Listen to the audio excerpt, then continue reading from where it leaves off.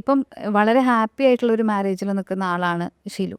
പക്ഷേ എന്നാൽ പോലും ചിലപ്പോൾ നമുക്ക് ആലോചിക്കുന്ന സമയത്ത് ചിലപ്പം മാരേജ് എന്ന് പറഞ്ഞൊരു ഇൻസ്റ്റിറ്റ്യൂഷൻ കംപ്ലീറ്റ്ലി ശരിയാണ്, അല്ലെങ്കിൽ അതെല്ലാവരും ചെയ്യേണ്ട കാര്യമാണ് എന്നൊന്നും എല്ലാവർക്കും അഭിപ്രായം ഉണ്ടാവണമെന്നില്ല. ഹാപ്പി മാരേജസിൽ നിൽക്കുന്ന ആൾക്കാർക്ക് പോലും.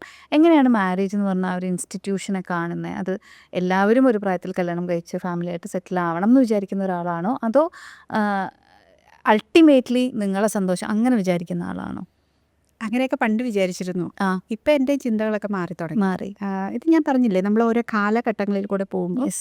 ഞാൻ എൻ്റെ 20s ചിന്തിക്കുമായിരുന്നു, അയ്യോ ഒരു സ്ത്രീയുടെ ജീവിതത്തിൽ ഏറ്റവും വലുത് ഭർത്താവ്, കുട്ടികൾ, കല്യാണം, ഇതൊക്കെയാണെന്ന് ചിന്തിക്കുമായിരുന്നു. 30s ആയപ്പോൾ എൻ്റെ കാഴ്ചപ്പാട് മാറി തുടങ്ങി. മാറി. 40s ആയപ്പോൾ എൻ്റെ കാഴ്ചപ്പാട് ഇപ്പം മാറി നിൽക്കുവാണ്. അപ്പം ഞാൻ പറയുന്നത് മാരേജ് എന്നുള്ള ഇൻസ്റ്റിറ്റ്യൂഷൻ ആവശ്യമാണ്. എന്തിനാണ്? നമുക്ക് നമ്മുടേതെന്ന് പറയാൻ ആരെങ്കിലുമൊക്കെ വേണം.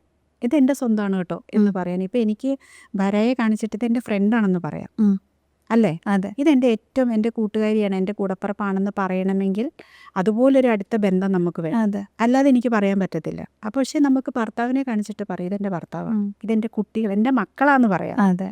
എവിടെ നിന്നും പറയാം. അവർ നമ്മളെ തള്ളി പറഞ്ഞാലും പറയാം. പറയാം. അതാണ് പ്രപഞ്ച സത്യമാണത്. രക്തബന്ധത്തിൻ്റെ ആഴം അതാണ്. അതുകൊണ്ട് അതിന് ഞാനൊരു വാല്യൂ കൊടുക്കുന്നുണ്ട്. ആ രക്തബന്ധം ഉണ്ടാകണമെങ്കിൽ വിവാഹം കഴിച്ച് കുട്ടികളുണ്ടാകാം. എന്നാലാണ് ആ വാല്യൂസ് നിലനിൽക്കുള്ളൂ. വിവാഹം കഴിക്കാതെ കുട്ടികളുണ്ടായാലും രക്തബന്ധം തന്നെയാണ്. പക്ഷേ ആ വാല്യൂസിനെ സൊസൈറ്റി അംഗീകരിക്കില്ല, അല്ലെങ്കിൽ അതിനൊരു ദൃഢത ഉണ്ടാവില്ല. സോ അതുകൊണ്ട് വിവാഹമൊക്കെ വേണം, നമുക്ക് സ്വന്തം എന്ന് പറയാൻ മക്കൾ വേണം, ഭർത്താവ് വേണം. പക്ഷേ ഇതൊക്കെ നമ്മുടെ സ്പേസിൽ നിന്നുകൊണ്ടേ ചെയ്യാവൂ. ഇപ്പം ഞാൻ ഈ പറഞ്ഞ സാധനം നമ്മുടെ സന്തോഷത്തിനായിരിക്കണം ഏറ്റവും കൂടുതൽ ഇമ്പോർട്ടൻസ് കൊടുക്കേണ്ടത്. അതെ. സെൽഫ് ലവ് കാണിക്കുന്നത് സെൽഫിഷ് അല്ല, അല്ലേ? അല്ല. അത് ഞാൻ പറഞ്ഞു. അതുപോലെ അല്ലെങ്കിൽ നമ്മൾ എന്ത് പറ്റുമെന്ന് വെച്ചാൽ നമ്മുടെ ജീവിതം നമ്മൾ ആർക്കൊക്കെയോ വേണ്ടി ജീവിച്ചു തീർത്ത പോലെ എനിക്ക് തോന്നിയിട്ടുണ്ട്. ഒരുപാട് അമ്മമാർ, എൻ്റെ അമ്മച്ചിയുടെയൊക്കെ കാലഘട്ടം എടുത്തു കഴിഞ്ഞാൽ എൻ്റെ അമ്മച്ചിയൊക്കെ എനിക്ക് തോന്നിയിട്ടുണ്ട് ജീവിച്ചിട്ടുണ്ടോ എന്ന് ചോദിച്ചാൽ ഇല്ല. ആർക്കൊക്കെയോ വേണ്ടി, മക്കൾക്ക് വേണ്ടിയിട്ട്, ഹസ്ബൻഡിന് വേണ്ടിയിട്ട്, കുടുംബത്തിന്, അങ്ങനെ ഒത്തിരി അമ്മച്ചിമാർ ജീവിച്ച് മരിച്ചവരുണ്ട്. പിന്നെ ഇല്ലേ? തീർച്ചയായിട്ടും. ഇപ്പോഴാണ് സ്ത്രീകൾ കുറച്ചൊന്ന് അവർ സ്വയമായിട്ട് എൻജോയ് ചെയ്യാൻ തുടങ്ങിയതും ജീവിതത്തെ മാറി ചിന്തിച്ച് കാണാൻ തുടങ്ങിയതും ഒക്കെ. അപ്പം എൻ്റെയും ചിന്തകൾ മാറി തുടങ്ങി. ഞാനും എൻ്റെ നല്ല പ്രായം ചോദിച്ചാൽ 20 വയസ്സ് 30 വയസ്സൊക്കെ ഞാനും എനിക്ക് വേണ്ടിയല്ല ജീവിച്ചത്. ഞാൻ എൻ്റെ മക്കൾക്ക് വേണ്ടിയിട്ട്, കുടുംബത്തിന് വേണ്ടിയിട്ടൊക്കെ ജീവിച്ച് തീർത്തു.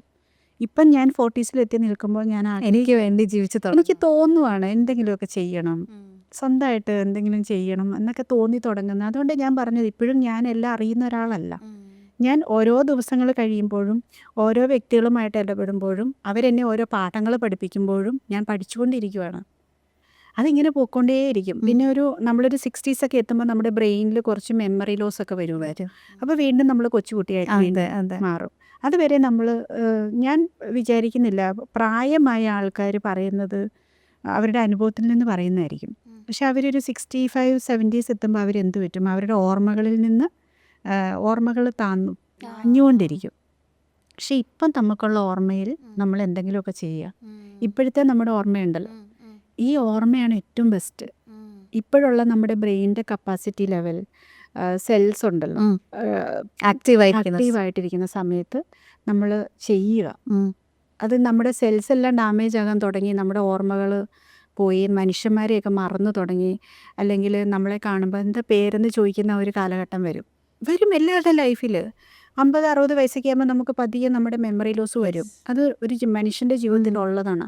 ആ സമയത്ത് നീ ആരാണ്, എന്താ പേര്, ഞാൻ ഓർക്കുന്നില്ലല്ലോ എന്ന് പറയുന്ന കാലഘട്ടം വരെ വെയിറ്റ് ചെയ്യരുതേ. അതിന് മുന്നേ നമ്മൾ ഒരുപാട് കാര്യങ്ങൾ ചെയ്യാനുള്ള ചെയ്ത് തീർത്തതിന് ശേഷം ആ ഓർമ്മയില്ലായ്മയിലേക്ക് പതിയെ